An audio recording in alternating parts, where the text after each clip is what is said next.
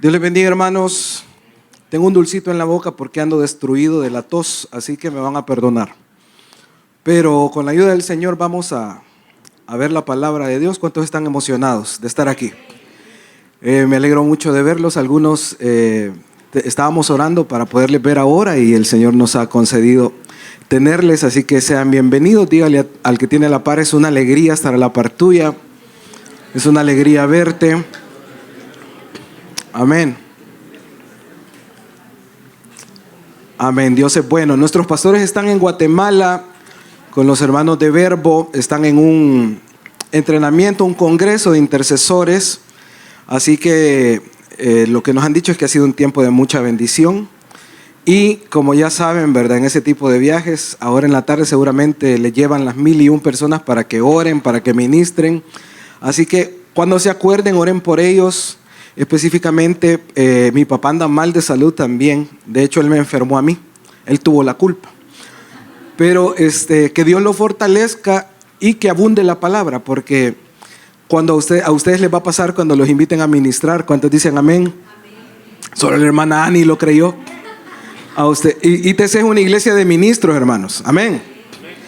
Entonces a usted le va a pasar cuando lo inviten a ministrar que la gente espera una palabra de Dios. Así que oren para que la palabra abunde, que el Señor traiga imágenes claras, una revelación de su voluntad para la vida de las personas y que entonces este tiempo pueda ser de efectividad para ellos. Amén. Bueno, vamos a la palabra, hermanos. Juan 8, del 1 al 11, acompáñenme por favor. El tema de esta mañana es la gracia que perdona y restaura. ¿Cuántos han recibido perdón, hermanos? ¿Cuántos han sido restaurados? Amén. Juan 8, del 1 al 11 es un pasaje por todos nosotros muy conocido y muy especial. ¿Lo tienen?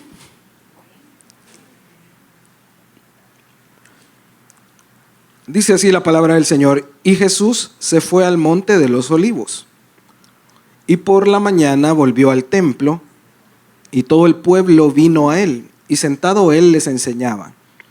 Entonces los escribas y los fariseos le trajeron una mujer sorprendida en adulterio, y poniéndola en medio le dijeron: Maestro, esta mujer ha sido sorprendida en el acto mismo de adulterio. Y en la ley nos mandó Moisés apedrear a tales mujeres. Tú pues, ¿qué dices? Mas esto decían tentándole para poder acusarlo. Pero Jesús, inclinado hacia el suelo, escribía en tierra con el dedo. Y como insistieran en preguntarle, se enderezó y les dijo: el que de vosotros esté sin pecado, sea el primero en arrojar la piedra contra ella. Inclinándose de nuevo hacia el suelo, siguió escribiendo en tierra, pero ellos al oír esto, acusados por su conciencia, salían uno a uno en medio. Enderezándose Jesús y no viendo a nadie sino a la mujer, le dijo: Mujer, ¿dónde están los que te acusan? ¿Ninguno te condenó? Ella dijo: Ninguno, Señor. Entonces Jesús le dijo: Ni yo te condeno, vete y no peques más. ¿Cuántos dicen gloria a Dios? Gloria a Dios. Padre, te bendecimos esta mañana. Te honramos, gracias por el tiempo de alabanza, Señor, que ha sido especial. Gracias porque desde antes que nosotros viniéramos, tu presencia, Señor, está aguardando en este lugar, Señor, y tienes algo maravilloso para cada uno de nosotros hoy.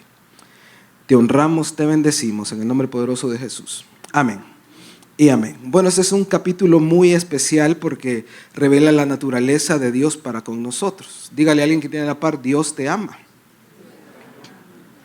Y Dios nos ama de una manera más grande del amor propio que nosotros nos tenemos a nosotros mismos, porque a veces nosotros somos duros con nosotros mismos. No sé si les ha pasado cuando fallamos en algo, somos duros para recriminarnos las cosas que hicimos mal. Nada menos ayer a mí me invitaron a casar una pareja y cuando salí de ahí, lo primero que empecé a pensar fue todas las cosas que pude haber hecho mejor. Y me empecé a porraciar la cabeza yo solo en mi interior, hasta que pensé, bueno, pero lo hice lo mejor que pude con las herramientas que tuve. Es decir, somos duros incluso con nosotros mismos, pero el amor de Dios no es de esa manera. Amén. Ahora con eso en mente, dígale otra vez a su hermano: Dios te ama. De una forma incondicional. Déjeme comenzar contándole una historia. En un pequeño pueblo de Europa, cuando alguien era condenado a muerte, La gran campana de la iglesia debía sonar al amanecer. Ese sonido era la señal de que la sentencia sería ejecutada. Un joven fue hallado culpable y su madre rogó por su vida, pero no hubo misericordia. La sentencia estaba firmada. Cuando la campana sonara, él moriría. Pero esa mañana la campana nunca sonó.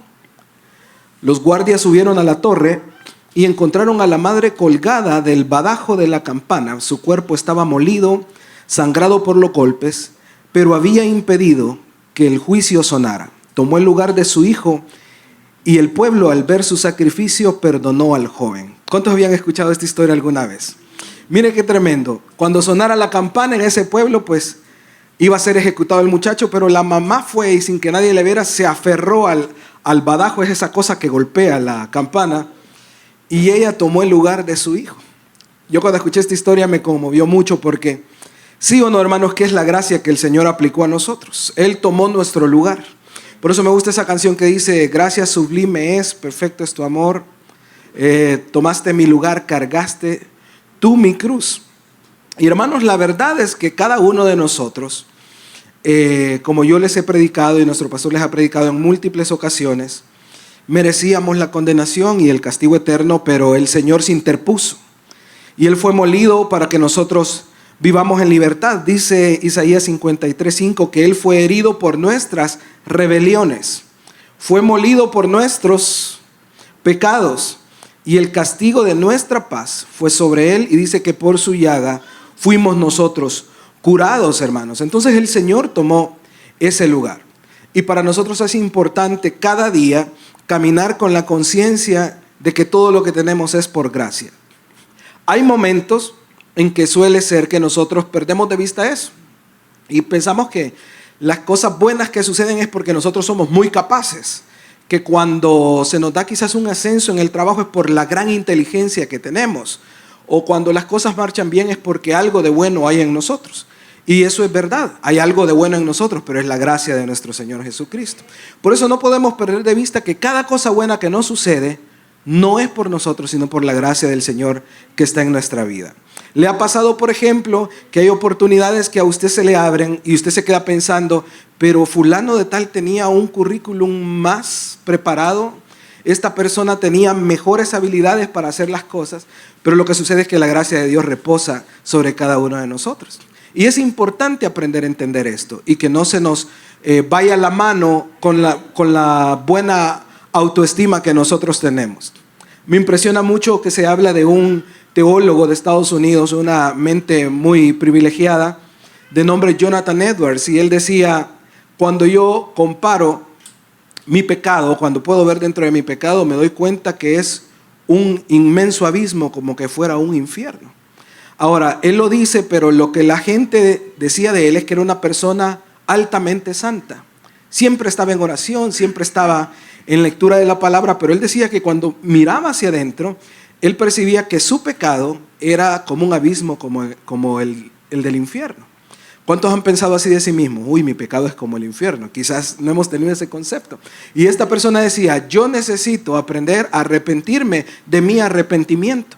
Y eso lo decía porque a veces, hermanos, sí o no, cuando nosotros nos arrepentimos, no nos arrepentimos por las razones adecuadas.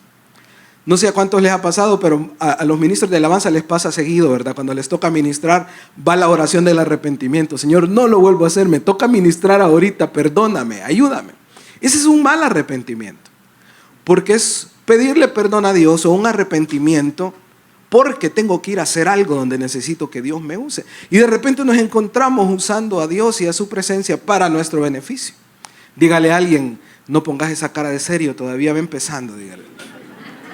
Pero dígale a su hermano, necesitamos arrepentirnos. Con fe, hermano, así como decíamos en la alabanza, necesitamos arrepentirnos de nuestro arrepentimiento. Amén.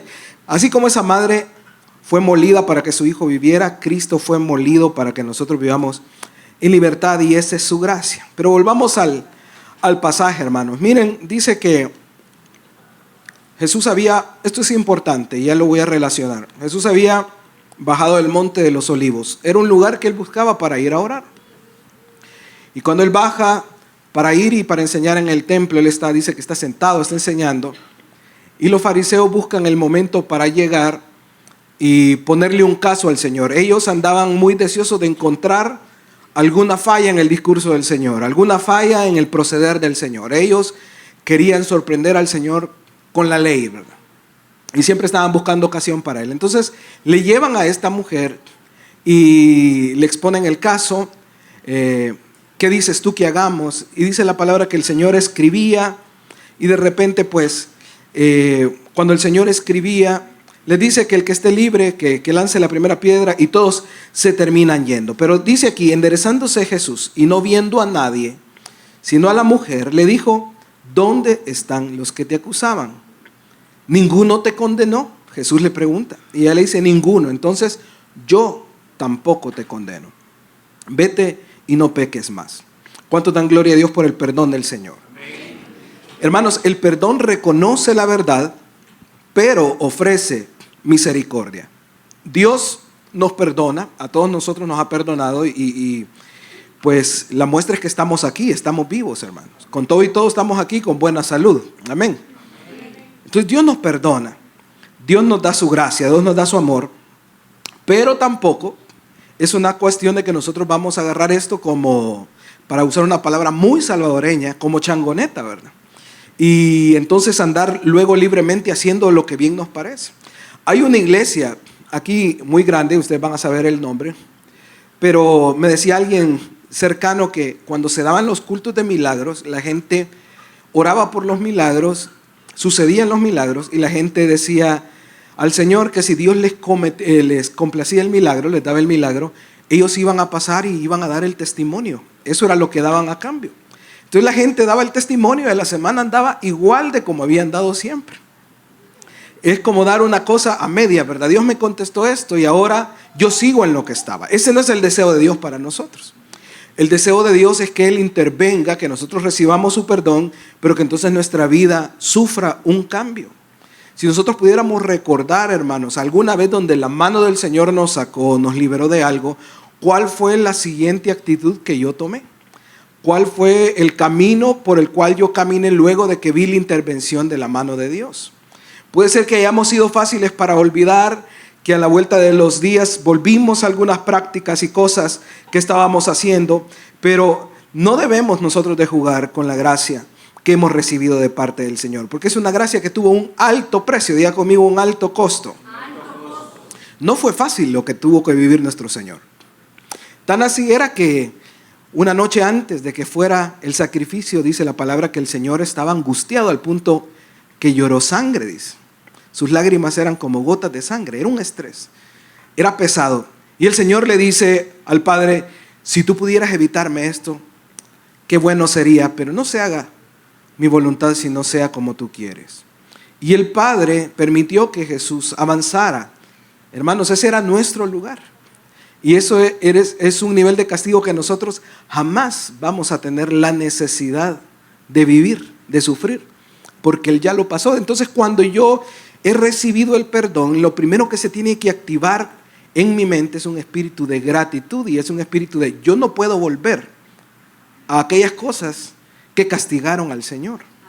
Yo no puedo volver a hacer aquellas cosas que maltrataron a mi Señor. ¿Cuántos dicen amén a eso? Y ese es nuestro diario caminar, hermanos. Entonces, el perdón de Dios reconoce que hemos fallado, pero nos ofrece esa gran misericordia. ¿Recuerdan, por ejemplo, ustedes cuando David, ¿verdad? El pastor Miguel nos traía esto la semana pasada, cuando David pecó contra Betsabé. Cuando la palabra dice, hermanos, que David tenía un corazón conforme al del Señor, a mí me parece que esta característica de decir que David tenía un corazón, o podemos decir un corazón que le agradaba a Dios, para decirlo en otra forma, creo que tenía que ver con la característica de David, de que sabía reconocer cuando había fallado y cambiaba el rumbo. Porque nosotros podemos reconocer cuando estamos haciendo algo mal, pero no cambiar el rumbo, no modificar. Pero David, una vez reconoció su falla, modificó su rumbo. Y entonces el Señor, aunque hubo un castigo, tuvo misericordia de él. Dios lo restauró, David pudo seguir en su reinado. Todavía le dio gracia a Salomón, y en el reino de Salomón el Señor bendijo con muchas más riquezas el reino. Ya el trato con Salomón fue otra cosa, porque nosotros vemos que luego su hijo Roboam se empezó a desviar, y de ahí pues se fue todo en picada. Pero el Señor mantuvo la misericordia del Señor. Hay una canción de Marco Vidal que dice: ¿quién como tú, Señor, quién es como tú, Jehová, que perdonas la maldad? Se las voy a buscar por ahí y se las mando. Pero hermanos, ¿quién como nuestro Dios que hace ese tipo de cosas? Que en medio de las fallas ofrece la oportunidad de que nosotros nos restauremos al plan que Él tiene para nosotros. Fíjense, hermanos, que la iglesia tiene que aprender esta característica del amor de Dios. Porque en las iglesias, cuando alguien falla, la iglesia es bien especialista para acribillar a la persona que ha fallado. Y condenamos a las personas que nunca se van a levantar de la condición en la que cayeron. Hermanos, pero ese no es el amor de Dios, ni es el diseño de Dios. Bueno, yo soy uno, hermano. Yo pasé por un proceso donde fallé al Señor, pero el Señor me restauró. Y estoy seguro que no soy el único en este lugar. Pero si el Señor me tratara como yo como iglesia he tratado a los demás, ahí se hubiera acabado mi historia en el día que yo fallé. Sin embargo, Dios decidió perdonarme. Cuando decidió perdonarme, me vio en el peor estado y decidió perdonarme. Ese es el amor que Dios nos ofrece su misericordia. Alguien puede levantar sus manos al cielo y decirle: Señor, gracias por tu gran misericordia en mi vida. No la merezco, Señor. Yo estoy claro que no la merezco, pero dígale él: pero gracias, Señor. El Señor confronta, hermanos, pero con misericordia. Dice, como insistían en preguntarle, se enderezó y les dijo: el que de ustedes esté libre sin pecado, sea el primero en arrojar la piedra. El Señor es más duro con el que se pone en una actitud acusadora que con el que pecó. Si el que pecó tiene la actitud de reconocer su falla y volver al Señor, el Señor le perdona. Pero el Señor sí se endurece con aquel que está señalando al otro y le falta misericordia. Ese es el deseo de Dios, hermanos, que nosotros mostremos misericordia. Y hermanos, a veces esta misericordia no hay que ir tan lejos. Uno dice: ay, sí, gente mala, todos los que están encerrados en el Secot. O uno que atropelló a otro en la calle. No, hermanos, misericordia en nuestra misma casa. A nuestra propia esposa, ¿verdad? A veces los hombres somos, bueno, como yo predico, como yo edito, yo voy a borrar esto. Pero a veces los hombres somos bastante ridículos, hermano, en las exigencias que le ponemos a nuestras esposas. Y hay esposas que son muy duras también para sus esposos. Pero un lugar excelente para mostrar la misericordia y la gracia es en la misma relación de matrimonio. O con los padres, hermanos. ¿Cuántos hijos hay que tienen un odio hacia sus padres porque no recibieron lo que creen que debieron haber recibido? Hace poco fuimos a un retiro de hombres y de otra iglesia. Yo fui a participar, a servir con ellos, pero en el testimonio que daba, uno de los jóvenes que asistió dijo: yo fui libre de un odio que tenía contra mi papá. Imagínense qué tremendo. Pero estando allá en esa montaña, Dios me hizo ver mi pecado y vi que yo había albergado odio con él sin razón alguna. Y ese hermano, el papá de este joven, que yo lo conozco, ha sido un hombre muy piadoso, muy buscador del Señor. Ha tenido sus batallas como todo el mundo. Pero uno, cuando es padre, como que va entendiendo por las cosas que pasaron sus padres, ¿verdad? Y uno va cambiando. Pero a veces, hermanos, los hijos toman una actitud de cero tolerancia o cero misericordia hacia los padres, ¿verdad? Porque los padres llegan un momento que quizás no se vuelven tan cool, ¿verdad? Tan en la onda como quisieran los hijos. Pero no se nos olvide que nuestros padres ya pasaron 3 veces, pero nosotros vamos aprendiendo a caminar. Entonces, yo vi unas caritas ahí que les pegó esto ahorita. Pero hermanos, qué mejor espacio para nosotros mostrar la misericordia que con aquellos que nos rodean, con los que están cerca, con lo que es más difícil.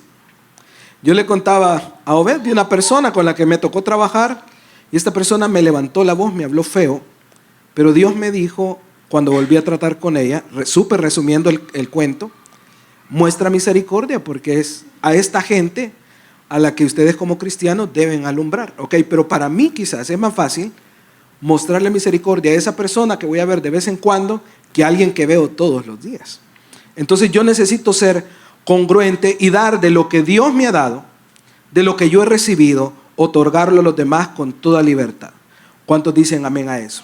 Además que si nosotros, hermanos, nos ponemos, como dice la Biblia, ¿verdad?, a ver la viga que tenemos en nuestro ojo, vamos a poder ser muy misericordiosos con aquellos que nos rodean. Ahora, hermanos, como les decía, la gracia no es permisividad. Diga conmigo, la gracia no es licencia para hacer lo que yo quiera hacer. Y me gustaría hacer un poquito de hincapié aquí porque usted debe ser muy despierto y despierta a saber cómo se mueve el enemigo. Pablo le advirtió a la iglesia acerca de los malos maestros y de las enseñanzas que tienen engaño. ¿Cuántos han visto eso en la palabra? Y eso ha afectado a la iglesia desde el principio, pero lo sigue afectando. Hace poco yo vi a alguien que si yo no tuviera un fundamento, yo me voy ahí chuco, hermano, como decía en la chicagüita. Estaba predicando con tanta vehemencia, casi con unción, y decía: el Señor ya se sacrificó en la cruz, por lo tanto, si usted anda evitando pecar, usted está despreciando el sacrificio. Obedezca sus impulsos porque usted de todas formas no puede hacer nada contra su carne. Para eso murió el Señor. Mira, hermano, si yo no hubiera estado bien parado, voy a que me bautice ese, ¿verdad? Ahora, no hay nada, hermanos, que nosotros podamos hacer. No hay nada que podamos hacer para llegarle al sacrificio del Señor. Incluso cuando usted ayuna, no debe ayunar para sacrificarse. Dios no necesita nuestros sacrificios. Eso es una verdad. Pero también es una verdad que Dios no me liberó para que yo me vaya a enlodar. No tiene ningún sentido. Pongámosle un ejemplo más práctico. Imagínense, yo veo a Bruno, ¿verdad?, que se anda todo como que lo acabamos de agarrar en algún portal de Santa Tecla, todo sucio, revolcándose en el piso. A él le encanta trapear la casa. Y llega el momento del día donde ya él no puede con su vida, ni nosotros ya no podemos verlo así. Vaya a bañarse al huacal. Y él tiene su huacal ahí donde pone sus juguetes y se baña. Pero, y lo bañamos con cariño, le echamos su champucito para sus ojitos y todo. Hermanos, pero qué molestia es cuando él viene luego y se va a meter otra vez al lugar donde está sucio. ¿Cuántas mamás y papás me siguen y dicen amén? Entonces, hermanos, qué gracia tiene que el Señor haya hecho algo tan lindo para limpiarnos y que nosotros volvamos a esas cosas. Entonces, yo no me guardo para presentar un sacrificio que sea mayor que el de Cristo. El sacrificio de Dios es perfecto, de Cristo es perfecto. Es más, lo más recto que yo haga nunca va a alcanzar comparado con la perfección de Cristo. Es más, el Señor a mí me acepta por los méritos de Jesús, no por los propios, no por cuántas horas yo ayune, no por cuántas horas yo esté en oración o cuánta gente yo sirva, sino por lo que ya Cristo hizo. Pero sí es una verdad que yo debo ser agradecido, hermanos. Dígale que tiene la par, tenés que ser agradecido. Todos los días, hermanos. Lo primero que yo debo de recordar al levantarme es: tengo un nuevo día. El Señor preparó un nuevo día. Y hay un versículo, no recuerdo dónde está, pero dice: este es el día que ha hecho el Señor. Me gozaremos y alegraremos en Él. Este es el nuevo día que Dios ha hecho para usted. Y este nuevo día está lleno de esperanza. Este nuevo día tiene oportunidades. ¿Por qué hay esas oportunidades? Porque ya Cristo las preparó para nosotros. Yo que usted le diera un aplauso al Señor esta mañana. Porque este es un nuevo día. Hermanos, si el Señor no hubiera preparado este nuevo día, a mí quizás me esperaría un nuevo día despertando en un lugar de tormento para toda la eternidad. Pero entonces la gracia no es permisividad. Mire lo que dice Tito 2, 11, 12. Porque la gracia de Dios se ha manifestado para salvación de todos los hombres, enseñándonos que renunciando a la impiedad y a los deseos mundanos, vivamos en este siglo sobria, justa y piadosamente. La palabra nos dice que tenemos que renunciar a toda impiedad.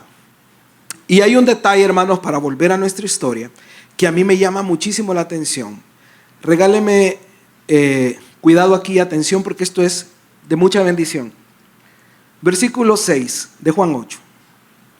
Mas esto decían tentándole para poder acusarle. Pero Jesús, póngale atención a todos los detalles, inclinándose hacia el suelo, escribía en tierra con el dedo. Y como insistieran en preguntarle, se enderezó y les dijo: el que de vosotros esté sin pecado, sea el primero en arrojar la piedra contra ella. E inclinándose de nuevo hacia el suelo, siguió escribiendo en la tierra. Varias cosas que son importantes. Dice que el Señor se estaba inclinando. Diga conmigo, inclinando. Pero también dice que escribía con el dedo en el polvo. Diga conmigo, escribía en el polvo. Y buscando acerca de cuando Dios escribe, yo encontré algunas cosas por ahí que son interesantes. Por ejemplo, el Señor escribió con su dedo en piedra, en las tablas de la ley, en un monte también. ¿Se acuerda que el Señor llamó a Moisés y todo el pueblo iba a subir? ¿Se acuerdan? Pero cuando vieron ellos los truenos, los relámpagos, los estruendos, el pueblo se asustó. Y le dijo a Moisés, ¿sabes qué? Mejor te vamos a apoyar en oración desde acá abajo. Vaya a ver usted qué onda allá arriba, ¿eh? Y Moisés subió. Yo creo que a Moisés le dio temor, hermanos. Pero Moisés era una persona que deseaba conocer tanto la gloria de Dios que se la jugó. Hay veces que nosotros hemos cantado que el Señor nos muestre su gloria. ¿Cuántos han orado eso? Prepárese, hermano. Porque no podemos ver al Señor y no ser transformados. Algo va a suceder cuando lo vemos. Pero bueno, Moisés subió y el Señor escribió una ley con su dedo en piedra. Nosotros conocemos la historia que luego él bajó y el pueblo para nada que lo estaba apoyando en oración. El pueblo se desvió. Y con el oro que el Señor les había provisto de Egipto, construyeron un ídolo. Pero ¿qué escribió el Señor en las piedras? Ayúdenme, hermano. ¿Qué escribió en las tablas? Los 10 mandamientos, que se llaman la ley. Diga conmigo, la ley. Hermanos, la ley es algo que nos muestra nada más la incapacidad que nosotros tenemos para poder ser salvos. Nadie puede cumplir la ley. El único que pudo cumplir la ley es nuestro Señor Jesucristo. Por eso la ley pertenece a un pacto diferente, a un pacto que no era completo. Porque si fuera por la ley, nadie, hermanos, nadie da el ancho, nadie llega. Ni raspados, ni de panzazo, nadie, hermanos. Estamos lejos de la perfección. Entonces, lo que se escribe en la piedra es una ley que condena. Diga conmigo, lo que se escribe en piedra me condena. Mire, Éxodo 31, 18. Cuando acabó de hablar con él, o sea, Dios con Moisés, en el monte Sinaí, 2 tablas del testimonio, tablas de piedra escritas por el dedo de Dios. O sea, Dios escribió con su dedo ahí, hermanos. Algo que simple y sencillamente, como hombres, no podemos cumplir. No podemos ser salvos a través de eso, porque esa ley nos condena. Pero también el Señor en una ocasión escribió en la pared. ¿Alguien se acuerda de ese episodio? Sí, contra el rey Belsasar, que le da un juicio y le dice, Mene, Mene, Tekel, Uparsin. Y le dice que ha sido pesado en balanza y fue hallado falto. Y le dice que su reino ha sido roto y que le ha sido dado a los medos y a los persas. Cuando Dios escribe en la pared, y cuando Dios escribió de esta forma, lo que está es dictando sentencia. Juicio.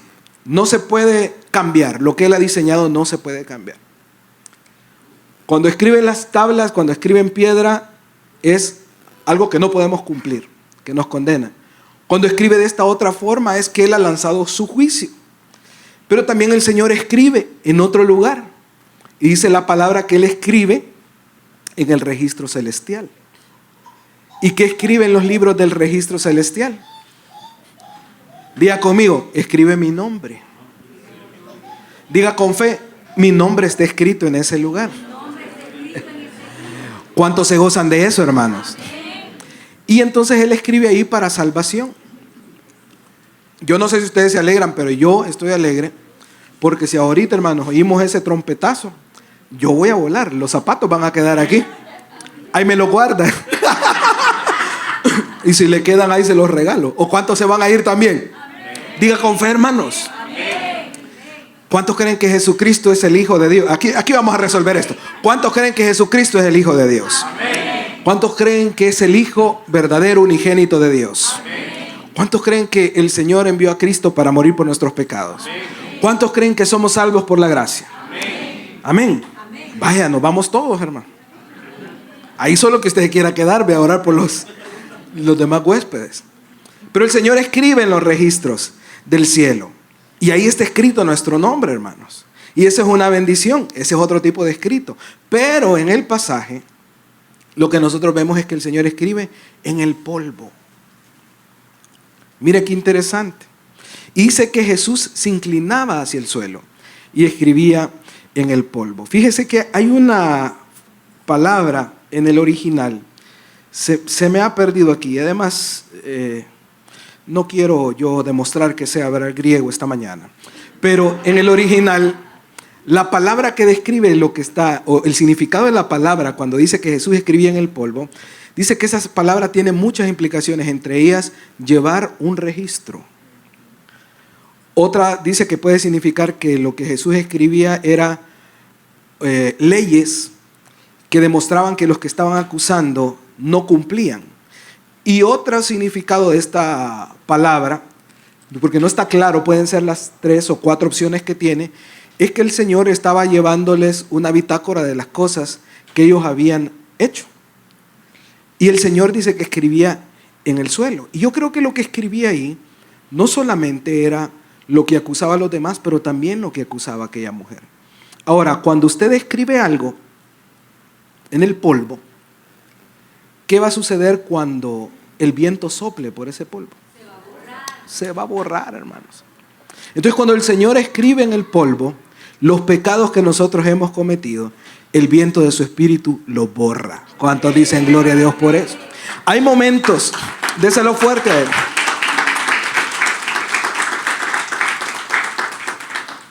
La piedra acusa, la pared sentencia, pero el polvo perdona, hermanos. Y el Señor nos ha lavado con su espíritu, nos ha lavado con su sangre. Hermanos, lo que fue escrito contra usted en su contra está borrado. ¿Cuántos recuerdan un capítulo que dice de que Dios arrojó nuestros pecados al fondo del mar? Y cuando yo veo este significado, puedo entender que significa que Dios se olvida de aquellas cosas que Él nos perdonó, porque las escribió en el polvo. El viento se ha llevado lo que nos acusaba, hermanos. Ahora, hay algo que nosotros debemos de entender y estar claros y recordar, que nosotros tenemos un enemigo que está derrotado. Amén. Amén. La hermana Anita está en la jugada. Hermana Karen, tenemos un enemigo que está derrotado. Rodrigo, tenemos un enemigo que está derrotado. ¿Cuántos saben eso, hermano? Amén. Vaya, eso recuérdelo cuando le estén echando la culpa al diablo por cosas que no son culpa del diablo. Porque nuestro enemigo está derrotado. ¿Cuál es el único poder que tiene el enemigo? Las cosas que nosotros le abrimos puerta. Y segundo, las mentiras que permitimos que él ponga en nuestra cabeza. Es como una mosca poniendo huevecillos que dan a luz larvas. Cuando yo creo lo que el enemigo me dice, yo le di poder.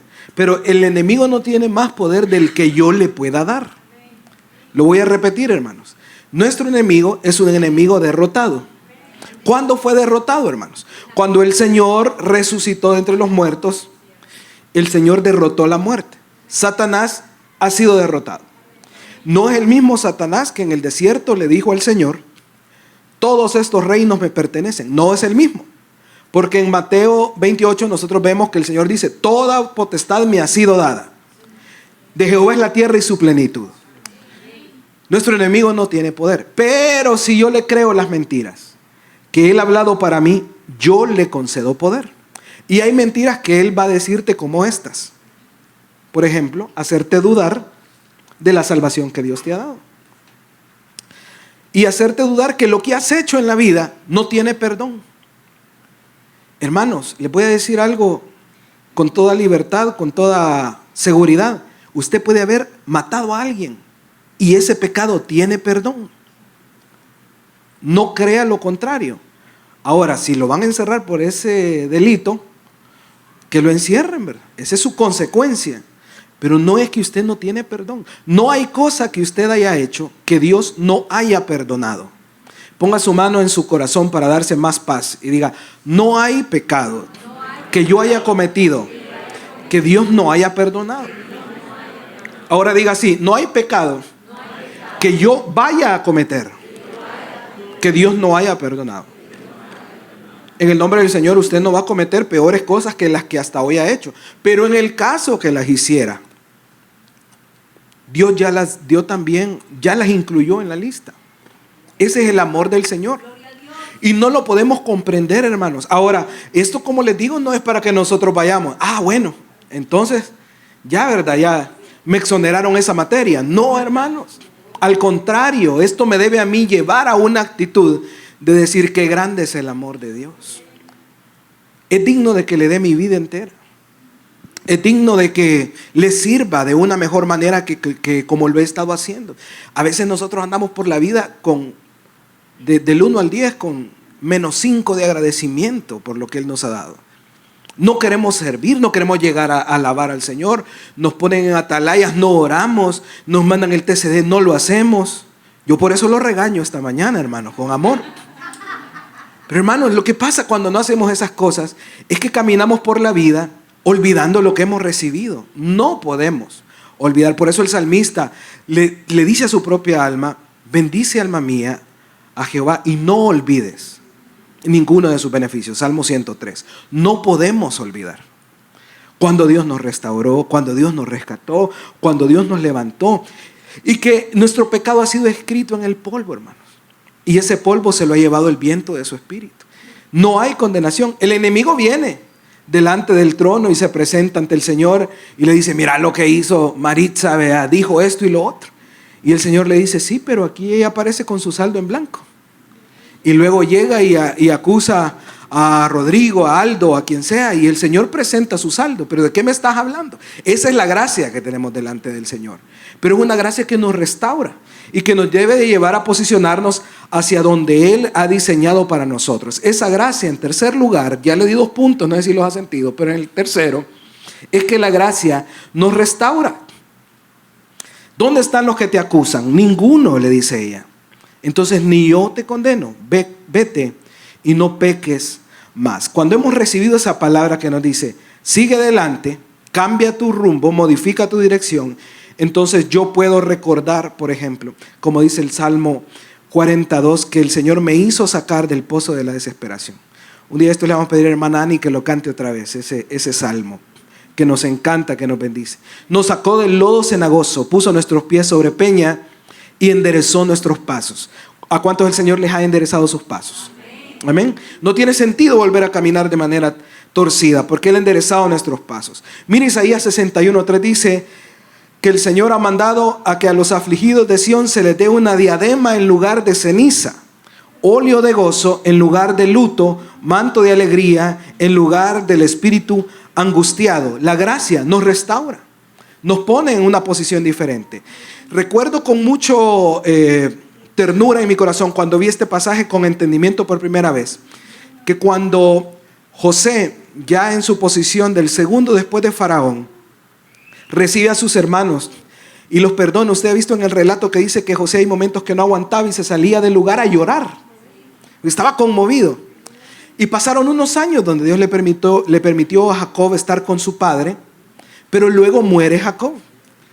Entierran, el faraón les da muchos días para que vayan, no recuerdo cuántos días, pero muchos días para que vayan a todo el proceso de entierro de Jacob. Y entonces los hermanos se ponen afligidos, porque dicen: hoy que ya no está el viejito, este nos la va a cobrar. Hoy sí ya la regamos. Pero vemos nosotros la obra tan perfecta. Cuando usted mire esa historia, aprenda a verlo también, no solo la gracia de Dios en José, sino la gracia de Dios con esos bandidos, hermanos. Esos eran malacates de primera. ¿Se acuerda que ellos tenían una hermana que la habían abusado? ¿Se acuerdan? Y que Dina, y que ellos vinieron y circuncidaron a todos los de ese pueblo y los masacraron a todos. Esos eran asesinos, hermano. Esos eran peor que el tren de Aragua, ¿verdad? Eran tremendos, pero Dios los amó, hermano. Dios los amó y puso amor en José. Y ellos se afligieron y le dijeron a José: sabemos que ahora que ya no está nuestro padre, es posible que tú nos cobres las que te tenemos pendiente. Y José se entristece y les dice: ustedes, para parafrasearlo en nuestro contexto, ustedes no han entendido la gracia de Dios. Eso ya quedó perdonado. Además, Dios lo usó para preservación de vida. Le está diciendo: a través del maltrato que ustedes me hicieron, Dios salvó la vida de muchas personas y les les permitió que siguieran viviendo en la mejor tierra que había, ya la tierra de Gosén. No les quitó nada, hermanos. Dios nunca va a venir a quitarte la gracia que ya te otorgó. Ahora, no estoy diciendo que no vamos a pasar procesos y cosas así en nuestra vida, pero la salvación y el amor y la gracia que Dios te ha dado para ti permanecen porque su amor es más grande que nuestras fallas. Ellos experimentaron eso, hermanos. Dios les dio a través de su hermano esta bendición, hermanos. Miren, dice el Salmo 103:12, cuanto está lejos el oriente del occidente, hizo alejar de nosotros nuestras rebeliones. Otro caso es Mefiboset. ¿Se acuerdan ustedes que el Señor trajo juicio contra la casa de Saúl? Sin embargo, respetó el pacto que David había hecho con Saúl y restauró a Mefiboset. ¿Cuál era el concepto que tenía Mefiboset de sí mismo? Él se miraba como un perro muerto, pero Dios lo restauró y le cambió el calificativo. Tú no eres un perro muerto, tú eres un hijo y te sientas a la mesa.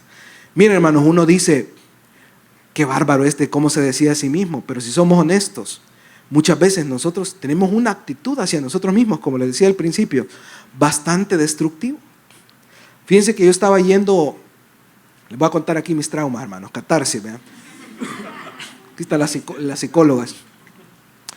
Fíjense que yo siempre he tenido un amor-odio con mi voz para cantar. No sé, yo quisiera cantar como Beth, digamos, y no me sale. No, él sabe que lo admiro, no es mentira.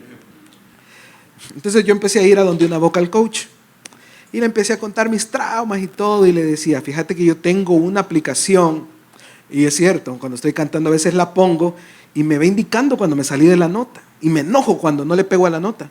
Y se me quedó viendo y me dijo, mira, esto no es conmigo, tenés que ir al psicólogo, me dijo. Sos demasiado duro con vos mismo. Te voy a recomendar una especialista que es vocal coach y psicólogo. Y me dijo, tenés que aprender a amar tu voz con todas las imperfecciones que tiene, porque es una voz única. Miren, semejante impía me predicó ese día, hermanos. Porque la tipa no es cristiana. Y me dijo eso. Y entonces yo me empecé a dar cuenta, hermanos, cuántas actitudes muchas veces he tenido hacia mí mismo, hermanos. Pero Dios quiere cambiar el autoconcepto que tengo de mí mismo. Dios quiere cambiar la imagen que tengo de mí mismo. Yo no soy un perro muerto, yo no soy cualquier persona, yo no soy el menos importante del salón, yo no soy el huérfano, yo no soy el olvidado, yo soy un hijo que tiene un lugar en la mesa. Y soy digno de sentarme en la mesa. ¿Por lo que yo hice? No. Por lo que hizo Cristo. Yo soy digno. ¿Se han fijado cuando hay eventos importantes que reservan la primera fila? Usted es uno de esos que dice reservado es para usted. Y lo que dice es reservado por Cristo. Usted tiene un lugar en la mesa, hermano. Y la porción que le van a servir a usted es buena. Le van a servir así un buen pechugón, ¿verdad? O un buen filete, ¿verdad? Ya estoy como mi papá, casi las 12, ¿verdad? Pero Dios tiene una buena porción para ustedes, hermanos. Cuando Dios nos restaura, Dios reescribe nuestro futuro.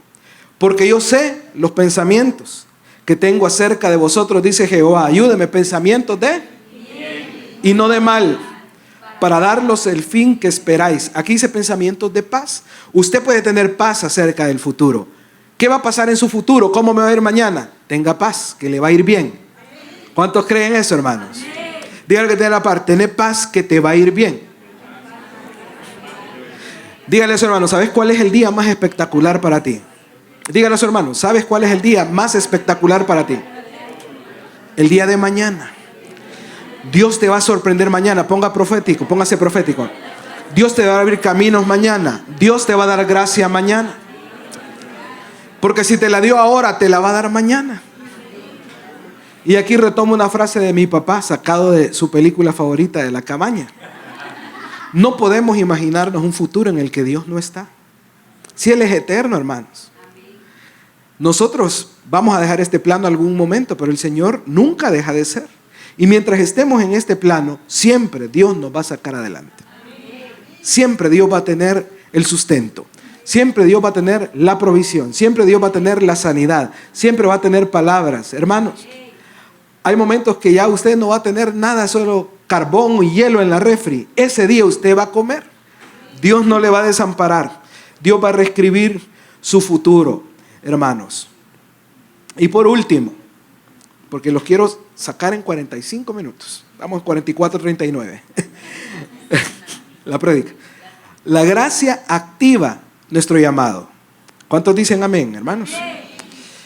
Estaba Pedro con su carácter que tenía él intempestivo, muy espontáneo, y le dice el Señor: yo te voy a acompañar hasta las últimas consecuencias.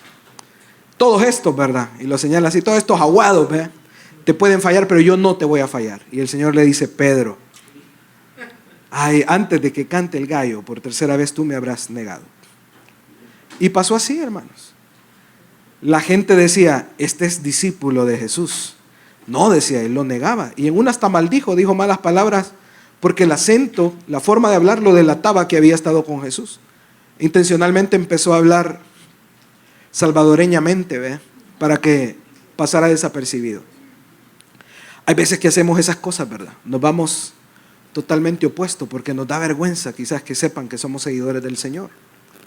Y le falló. Y el Señor lo volvió a ver, y ese día Pedro lloró amargamente porque había traicionado al Señor. Me identifico tanto, hermanos. Y entonces Pedro volvió a hacer la actividad de la cual Jesús lo había sacado. Volvió a pescar. El Señor resucita, y este es un cuadro precioso de la palabra, porque los visita en la playa. Han estado pescando y otra vez no han encontrado nada. Pero el Señor está en la orilla, y lo que empieza a hacer es a preparar el fuego para que desayunen. Les dice que lancen la red, vuelven a pescar milagrosamente, y les dice: de lo que acaban de pescar, ven, comamos. Ese es nuestro Dios, hermano. Primero les sirve de comer, primero lo atiende. Y después de que lo recibe, le empieza a decir: Pedro, ¿me amas? Señor, tú sabes que te quiero. O sea, tú sabes que te amo, pero con ciertas limitaciones. Y le vuelve a preguntar: Pedro, ¿me amas? Y le responde lo mismo, pero en la tercera vez se pone triste Pedro porque sabe que la pregunta que Jesús le está haciendo es: Pedro, ¿me amas hasta las últimas consecuencias? Pero Pedro no está listo para darle esa respuesta. Y él le dice: Señor, tú lo sabes todo. Y yo creo que en esa respuesta es: quizás no te amo como tú esperas, pero estoy dispuesto a caminar y hacerlo. Bueno, apacienta mis corderos. Eso es: bueno, haz mi obra, haz lo que te he mandado a hacer. Hermanos, si el Señor te pregunta esta mañana: ¿me amas? Yo creo que la respuesta de todos va a variar. Quizás algunos estamos más listos o algunos otros menos listos. Pero si hay una disposición en el corazón para decirle: Señor, sí te quiero amar a la manera, quiero aprender, quiero caminar, el Señor nos va a dar algo para que empecemos a hacer y podamos demostrarle que le amamos. No debemos olvidar que el que nos ha perdonado es el mismo que nos equipa para que avancemos en sus planes, en sus procesos, en sus proyectos, en sus propósitos. ¿Cuántos dicen amén? Yo quiero invitar a todos los agradecidos que se pongan de pie esta mañana.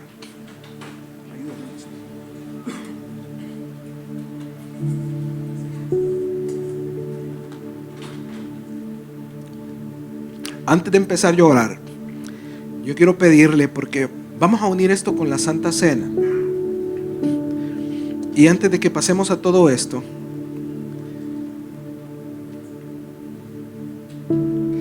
yo quiero que usted haga lo que hacía el salmista: empiece a recordar los beneficios del Señor con sus ojos cerrados.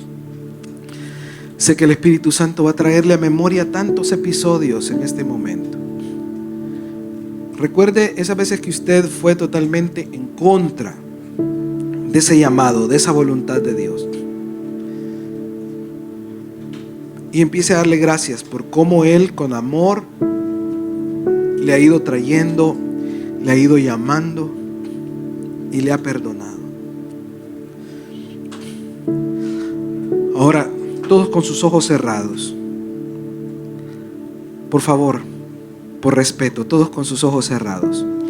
Yo quiero invitar a aquellos que necesitan arrepentirse, que han estado caminando en una dirección opuesta totalmente, en rebeldía opuesta al plan de Dios para su vida, que levanten sus manos. Reciba perdón esta mañana. Reciba perdón esta mañana. Todos con sus ojos cerrados, por favor. Dígale al Señor: Señor, tú sabes que te amo. Y tú sabes que quiero amarte en el nivel que tú mereces. Simple y sencillamente no sé cómo hacerlo, pero ayúdame. Y el Señor te dice: yo te recibo, yo te perdono, yo te restauro. Yo escribo tus pecados en el polvo, pero no peques más. Apártate y no peques más. Reciba su perdón, hermano, esta mañana, porque Él está aquí. Ahora baje su mano y levántenla aquellos que saben que pueden darle más al Señor y no le han estado dando lo suficiente. Levante sus manos, hermano. Usted también necesita arrepentirse de eso. Usted sabe que Dios ha puesto cosas en su corazón para bendición de otros, pero usted no ha querido hacerlo. Levante sus manos, hermano, y dígale a Él: Señor, yo no he valorado esa gracia, Señor.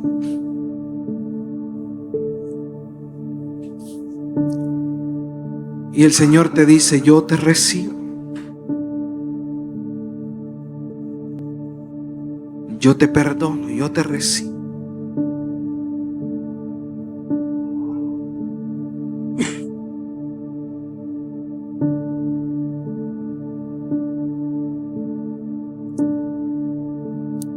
Sí, Señor.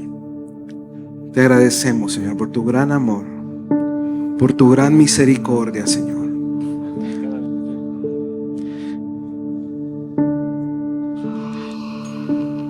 Órele a Él, dígale: gracias, Señor, yo recibo ese perdón. Yo recibo esa misericordia, Señor. Yo recibo, Señor, tu amor. Yo lo recibo esta mañana, Señor, porque tú eres digno, Señor, de alabanza, Señor. Ahora por un segundo adórele a Él, dele gracias, dele alabanza.